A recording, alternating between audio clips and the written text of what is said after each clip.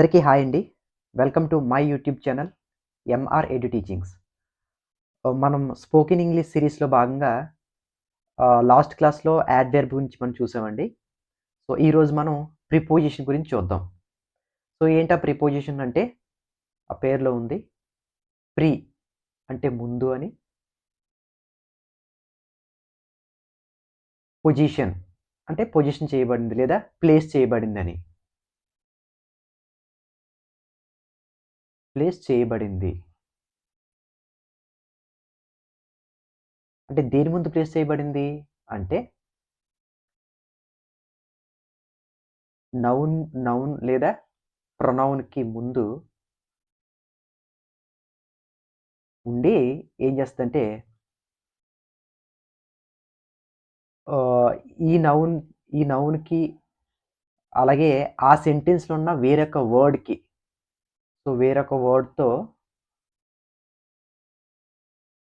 వేరొక పదం, వేరొక వర్డ్‌తో, వేరొక పదంతో ఉన్న రిలేషన్‌ని ఈ ప్రిపోజిషన్ అనేది చెప్తుందనమాట. సో, అవి ఎలాగో మనం ఫర్దర్‌గా చూద్దాం. అంటే మనకి కొన్ని టైప్స్ ఉన్నాయి ప్రిపోజిషన్‌లో. వీటిలో ఉన్న టైప్స్‌ని బట్టి ఆ రిలేషన్ ఎలా చూపిస్తుందో మనం చూద్దాం. సో, ఫస్ట్ టైప్ వచ్చేసి ప్లేస్ ఆఫ్ ప్రిపోజిషన్స్. అంటే ఈ ప్రిపోజిషన్ ఏం చేస్తుందంటే ప్లేస్ గురించిన రిలేషన్ చెప్తుందనమాట. సో, దీన్ని మనం ఎగ్జాంపుల్ ద్వారా చూద్దాం. Example. The dog is under the tree. The dog is under the tree. So, కుక్క చెట్టు కింద ఉంది. సో, ఇక్కడ ద ట్రీ అనేది ఒక నౌను. ఓకే. సో, ఈ నౌన్ ముందు ప్లేస్ చేయబడింది. ఏంటి? అండర్ అనే వర్డ్. సో, ఈ ప్లేస్ చేయబడి ఏం చేసిందంటే, ఈ నౌన్‌కి అలాగే ఇక్కడ ఉన్న వేరొక నౌన్ గూడా ఉంది. ఏంటది? డాగ్.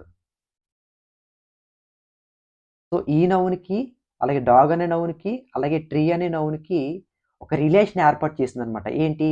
అండర్ అనే వర్డ్. సో, కాబట్టి అండర్ అనేది ఏమవుతుంది? ప్రిపోజిషన్. ప్రిపోజిషన్. ఓకేనా? సో, అలాగే ఇంకొక సెంటెన్స్ తీసుకుంటే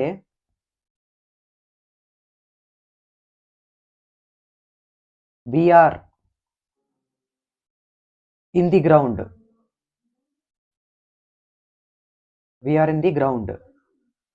సో, ఇక్కడ ది గ్రౌండ్ అనేదేంటి? అదొక నౌన్. ఓకే. సో, ఇక్కడ వి అనేది కూడా నౌనే. అది కూడా నౌనే. సో, ఇక్కడ ఇన్ అనే పదం ఏం చేసింది? ఇక్కడ ద గ్రౌండ్ అనే నౌన్‌కి, వి అనే నౌన్‌కి రిలేషన్ ఏర్పాటు చేసిందనమాట. సో, అంటే మేము గ్రౌండ్‌లో ఉన్నామని ఒక రిలేషన్‌ని ఏర్పాటు చేసింది. ఏంటి? ఇన్ అనేది. సో, కాబట్టి ఇన్ ఏమవుతుంది? ప్రిపోజిషన్ అవుతుందనమాట. ప్రిపోజిషన్ అవుతుంది. ఒకవేళ ప్రిపోజిషన్ గనక లేకపోతే ఆ సెంటెన్స్‌లు ఏమైపోతాయో తెలుసా? చూడండి ఫస్ట్ ఒక సెంటెన్స్ తీసుకుంటే ద డాగ్ ఉంది గదా! ద డాగ్ ఈజ్ అండర్ అనే ప్రిపోజిషన్ లేదనుకోండి. సో, నెక్స్ట్ ఏంటి? The dog is the tree. అప్పుడు సెంటెన్స్ ఏమైపోతుంది? ఆ డాగే ట్రీ అయిపోతుందనమాట. సో, కాబట్టి ప్రిపోజిషన్ అనేది వీటి మధ్యన రిలేషన్ చూపిస్తుంది.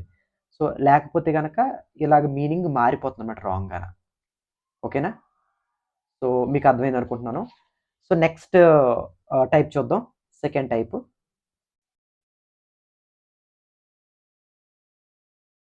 సెకండ్ టైప్ చూసుకుంటే manner type. Manner of preposition. So, manner of preposition ఏంటి అంటే దీన్ని కూడా మనం ఎగ్జాంపుల్ ద్వారా చూడొచ్చు. ఎగ్జాంపుల్ తీసుకుంటే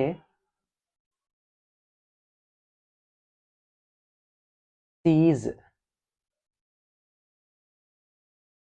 with an umbrella. With an umbrella. So, an umbrella ఇదొక నౌను. యాక్చువల్లీ యాన్ అనేది ఏంటి ఆర్టికల్. సో కలిపి చెప్తున్నాడు మామూలుగా. అంబ్రెల్లా పోనీ సింగిల్ అంబ్రెల్లాని తీసుకుంటే అదొక నౌను. సో ఇక్కడ సి అనేది కూడా ఏంటి నౌనే కదా! సి అనేది కూడా నౌన్. సో ఈ అంబ్రెల్లాకి, షీకి ఉన్న రిలేషన్‌ని ఎవరు చెప్తున్నారు? విత్ చెప్తుందనమాట. అంటే ఆమె గొడుగుతో ఉంది అని ఈ విత్ అనే పదం చెప్తుంది. సో విత్ అనేది ఏంటి ప్రిపోజిషన్. ఓకేనా? ప్రిపోజిషన్. సో నెక్స్ట్ వేరే ఎగ్జాంపుల్ చూసుకుంటే హి came by. He came by walk. He came by walk. ఇక్కడ వాక్ అనేది ఏంటి వెర్బ్ కాదు. ఇక్కడ వాక్ అనేది వెర్బ్ కాదు. ఇక్కడ వాక్ అని అదేంటండి పని చేయట్లేదు. ఇక్కడ పని ఆల్రెడీ ఉంది. కేమ్ అనేది వెర్బ్. అంటే రావడం అనేది పని అయిపోయింది ఇక్కడ. ఇది వెర్బ్. ఇది వెర్బ్ కాదు.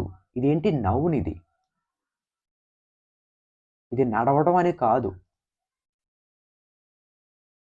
నడవడం అని కాదు ఇది. ఇదేంటి నడక. నడక అనేది ఏంటి నౌన్ అనమాట. సో ఈ నౌన్‌కి అలాగే హి అనేది కూడా ఏంటి నౌన్ కదా! సో ఈ నౌన్‌కి రిలేషను ఏది చెప్తుంది? ఈ బై అనే పదం చెప్తుందనమాట. సో అతను ఎలా వచ్చాడు? బై వాక్ అంటే నడిచి వచ్చాడు అని మీనింగ్ అనమాట. సో ఈ బై ఏంటి? ప్రిపోజిషన్. ఓకేనా? ఒకవేళ ఎక్కడ కూడా ప్రిపోజిషన్ లేదనుకోండి, ఈ సెంటెన్స్ చూడండి ఎలా మారిపోద్దో, హి కేమ్ వాక్ అసలు మీనింగే లేదనమాట. కాబట్టి ప్రిపోజిషన్ అనేది తప్పనిసరిగా ఉండాలి. ఉండి ఏం చేస్తుంది? ఆ రిలేషన్ అనేది ఏర్పాటు చేస్తుందనమాట. ఓకే. సో నెక్స్ట్ ఫర్దర్‌గా టైప్ చూసుకుంటే థర్డ్‌ది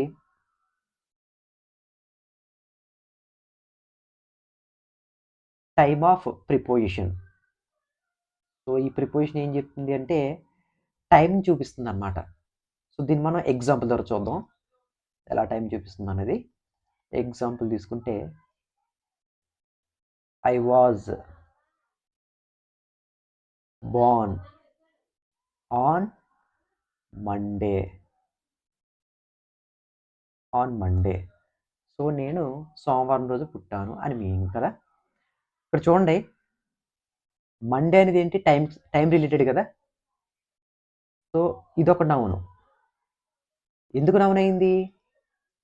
ఇది ఇది నేమ్ కదా! రోజు యొక్క పేరు. సో నేమ్స్ అన్నీ కూడా నౌన్ కిందకొస్తాయి. మీరు సింపుల్‌గా ఒకటి గుర్తుపెట్టుకోండి. నౌన్ అంటే ఏంటి? కనిపించేది ప్రతి ఒక్కటి కూడా నౌనే. అలాగే కనిపించని నౌన్స్ కూడా ఉన్నాయి. ఏంటి? ఫీలింగ్స్. వాటిని మనం ఏమంటే అబ్స్ట్రాక్ట్ నౌన్ అంటాం. సో కాబట్టి కనిపించే ప్రతిది కూడా నౌనే. మరి మండే అనేది కనిపించదు కదా అని అనుకోవచ్చు. కానీ ఇదేంటి? మండే అనేది ఏంటి? పేరు. దేని పేరు? రోజు యొక్క పేరు. కాబట్టి పేరు కూడా నౌన్‌లోకి వస్తది కాబట్టి ప్రాపర్ నౌన్‌లోకి ఇదొక నౌన్. సో ఈ నౌన్ ముందు ప్లేస్ అయ్యి ఉంది. ఏంటి? ఆన్. ఆన్ అనే వర్డ్. ప్లేస్ అయ్యి ఉండి దేనితో రిలేట్ చేస్తుంది? నా యొక్క పుట్టుకతో. అలాగే వీటితో కూడా రిలేట్ చేస్తుంది. బోర్న్. ఎప్పుడు పుట్టానో దాంతో కూడా ఈ రెండాటితో కూడా రిలేట్ చేస్తుందనమాట. సో ఆన్ అనే పదం. సో ఆన్ అనేటప్పుడు ఏమవుతుంది? ప్రిపోజిషన్ అవుతుందనమాట ఆన్. ఓకేనా? సో ఇక్కడ చూడండి రోజు పేరు ముందు అదే రోజు ముందు కానీ మనం ఆన్ అని రాయాలి. అలాగే డేట్ ముందు కూడా ఆన్ అని రాస్తాం. అంటే ఎలాగా? ఆన్ 21st నవంబర్ అని, ఆన్ 10th ఆగస్ట్ అని. సో ఇలాగా మనం డేట్ ముందు కూడా ఆన్ అనే పెట్టాలనమాట. ఓకేనా? సో నెక్స్ట్ వేరే ఎగ్జాంపుల్ చూసుకుంటే we have completed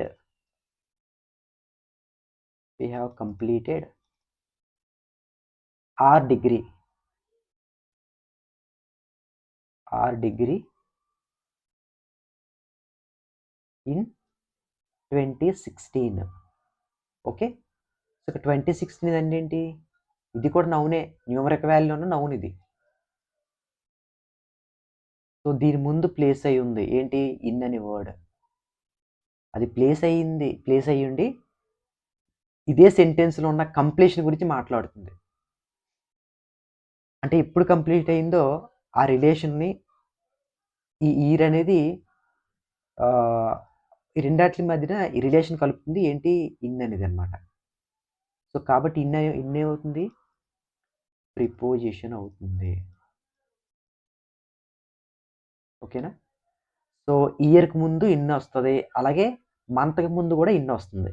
ఎలాగా, ఇన్ డిసెంబర్ అని, లేదా అంటే ఇన్ జూలై అని ఇలా వస్తుంది అనమాట. ఓకేనా. సో ఒకసారి మనకి మంత్ ఇయర్ ఒకేసారి వచ్చినప్పుడు ఎలా రాసుకోవచ్చు, ఇన్ డిసెంబర్ ఇలా రాసుకొని పక్కన ఏం రాసుకోవచ్చు, పక్కన డైరెక్ట్గా ఇయర్ వేసుకోవచ్చు ఇలాగ. సో నో ప్రాబ్లం అనమాట. ఓకేనా. So I hope you understand that.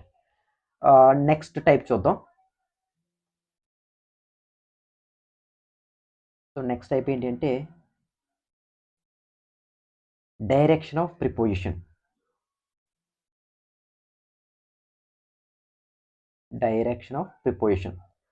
So direction కూడా చెప్తుంది అనమాట. సో అది ఎలాగో కూడా మనం ఎగ్జాంపుల్ ద్వారా చూద్దాం. ఎగ్జాంపుల్ తీసుకుంటే వీఆర్ గోయింగ్ టు స్కూల్. ఇక్కడ చూడండి, స్కూల్ అనేది ఒక నౌన్. సో దాని ముందు ప్లేస్ అయి ఉంది టు అనే వర్డ్. ఈ స్కూల్కి అలాగే వెళ్ళడం అనే వేరొక వర్డ్కి రిలేషన్ చూపిస్తుంది. ఏంటి, టు అనే పదం. టు అంటే మీనింగ్ ఏంటి, కి లేదా కు. సో మీకు స్కూల్కి వెళ్తున్నాం అనే యొక్క మీనింగ్ దీని ద్వారా వస్తుంది అనమాట, టు అనే పదం ద్వారా. సో టు ఏంటిది, ప్రిపోజిషన్. అంటే డైరెక్షన్ చెప్తుంది, ఎటువైపు వెళ్తున్నామో. ఈ గోయింగ్ ఎటువైపు, గోయింగ్ స్కూల్ వైపు అనమాట. ఓకేనా. సో అర్థమైంది అనుకుంటున్నాను. వేరే ఎగ్జాంపుల్ తీసుకుంటే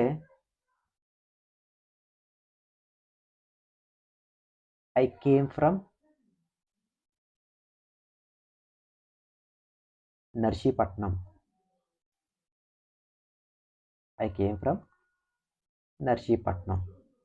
సో నర్సీపట్నం ఏంటి, నౌన్. సో దాని ముందు ప్లేస్ అయ్యింది ఫ్రమ్ అనే వర్డ్. ప్లేస్ అయి ఉండి రిలేషన్ చెప్తుంది. ఈ కేమ్ అంటే వెర్బ్ కదా, ఈ కేమ్కి ఈ నర్సీపట్నానికి రిలేషన్ ఏం చెప్తుంది, ఫ్రమ్ అనే వర్డ్ చెప్తుంది. అంటే నర్సీపట్నం నుంచి వచ్చాను అని చెప్తుంది. కాబట్టి ఫ్రమ్ అనేది ఏంటి, ఇది కూడా ఒక ప్రిపోజిషన్. సో పలానా దగ్గర నుంచి వచ్చాను ఉంది కాబట్టి ఆ డైరెక్షన్ చూపిస్తుంది. కాబట్టి ఇది ఈ ఫ్రమ్ అనేది డైరెక్షన్ ఆఫ్ ప్రిపోజిషన్కి సంబంధించిన ప్రిపోజిషన్ అనమాట. ఓకేనా. సో మీకు అర్థమైంది అనుకుంటున్నాను. సో నెక్స్ట్ వేరొక టైప్ చూసుకుంటే, ఫిఫ్త్ టైపు రీజన్ లేదా purpose of preposition.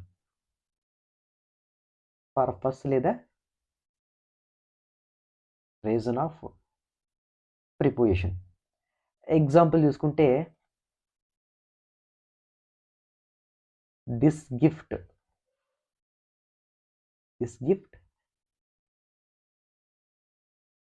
Is for you. You అనేది ఏంటి ఈ సెంటెన్స్లో, యు అనేది నౌన్. ఓకే. సో దాని ముందు ప్లేస్ అయి ఉంది వర్డ్. ప్లేస్ అయి ఉండి ఇక్కడ ఈ సెంటెన్స్లో ఉన్న వేరొక వర్డ్ ఏంటి, గిఫ్ట్. ఆ గిఫ్ట్కి ఈ నౌన్కి రిలేషన్ని ఇది చూపిస్తుంది అనమాట. సో కాబట్టి ఫర్ అనేది ఏమవుతుంది, ప్రిపోజిషన్ అవుతుంది. Preposition of purpose. ఓకేనా. సో పర్పస్, ఆ పర్పస్ ఉంది కదా, సో తన కోసమే అని చెప్పేసి, అంటే నీ కోసం అనే మీనింగ్ అది ఇస్తుంది. కాబట్టి పర్పస్ ఆఫ్ ప్రిపోజిషన్ అనమాట ఫర్ అనేది. ఓకే. సో వేరొక ఎగ్జాంపుల్ తీసుకుంటే,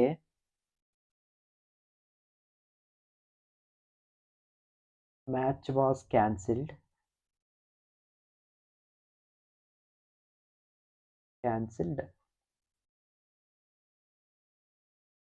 బికాస్ ఆఫ్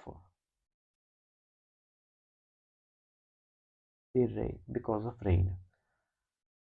ఈ సెంటెన్స్ మ్యాచ్ అనేది రెయిన్ వల్ల క్యాన్సిల్ అయిపోయిందని మీనింగ్ కదా. సో రెయిన్ అనేది ఏంటి, ఇది ఒక నౌన్. సో దీని ముందు ప్లేస్ అయి ఉంది.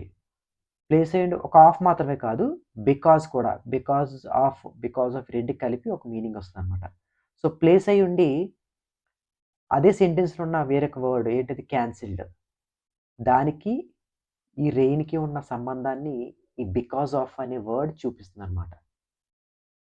సో బికాజ్ ఆఫ్ వర్డ్ చూపిస్తుంది ఏంటి, ఆ రెయిన్ వల్ల మ్యాచ్ క్యాన్సిల్ అయిపోయింది, దీనివల్ల పర్పస్ ఉంది కాబట్టి. సో కాబట్టి బికాజ్ ఆఫ్ ఏమవుతుంది, ప్రిపోజిషన్ అవుతుంది. ఎటువంటి preposition, purpose of preposition.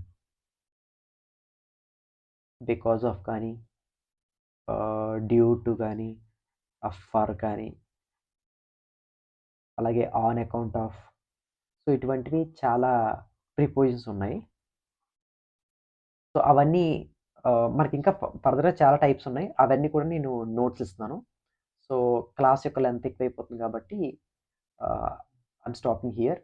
So next వేరే క్లాస్లో కలుద్దాం. క్లాసు నచ్చితే కనుక లైక్ చేయండి, కమెంట్ చేయండి, షేర్ చేయండి, అలాగే సబ్స్క్రైబ్ కూడా చేసుకోండి. ఇంతవరకు నా వీడియో చూసి మీ అందరు కూడా థ్యాంక్ యూ సో మచ్.